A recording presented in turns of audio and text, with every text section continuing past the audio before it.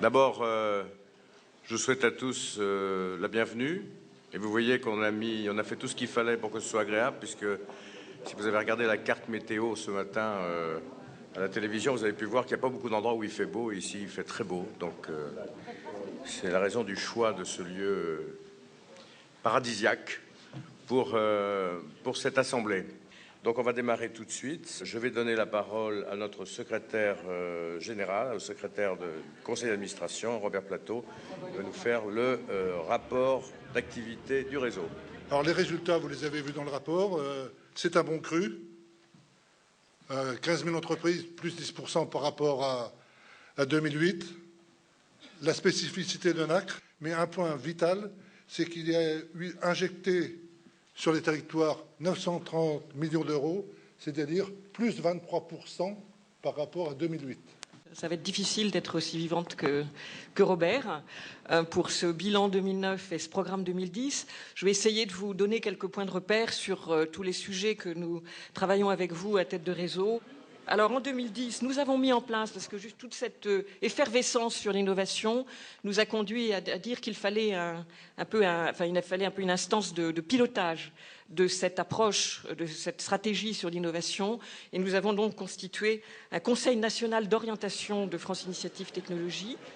Aujourd'hui, il y a une demande très forte. J'ai cité le Maroc, le Burkina Faso, on pourrait parler de la Tunisie, on pourrait parler du Liban, on pourrait parler de la Roumanie, on pourrait parler même d'autres pays européens très proches, comme l'Italie, etc., etc. Tout ceci montre que si nous le voulons, nous pouvons avoir, nous, un champ qui dépasse de très loin les frontières de l'Hexagone. Il faut qu'on vote les résolutions. Première résolution. Alors, je peux vous dire qu'on a on a le quorum, hein, il n'y a pas de problème. S'il y a des gens qui veulent vérifier, je leur montrerai qu'on a le quorum. On vote comment? On lève la main? On lève la main. Première résolution. L'Assemblée générale ordinaire, après avoir entendu le rapport d'activité présenté au nom du conseil d'administration par le secrétaire général, approuve ce rapport. Qui dit non?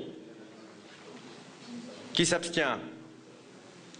La première résolution adoptée. Bon, maintenant on va passer à des choses beaucoup plus graves. C'est l'élection des membres du conseil d'administration. Initiative 93, on vient en Île-de-France, Francine Savidan. Voilà, j'aimerais bien évidemment être élue à ce poste qui me permettra de comprendre les rouages et le fonctionnement du mouvement Initiative. Et je pense, sans vouloir être polémique, que ma candidature devrait satisfaire les femmes qui se sont exprimées tout à l'heure avec une certaine énergie. Je vais essayer de les représenter et je vais peut-être demander à Monsieur le Président de changer nos statuts et de donner aux femmes non pas un vote simple, mais au moins un vote triple. Voilà. Alors, je voudrais, pour terminer, le rapport moral et d'orientation, ça fait partie du jeu du statutaire. En sortant de cette crise, on va évidemment se retrouver dans une situation un peu différente. C'est-à-dire que il va se développer, pas nous, mais dans l'économie, il va se développer de nouvelles formes d'économie.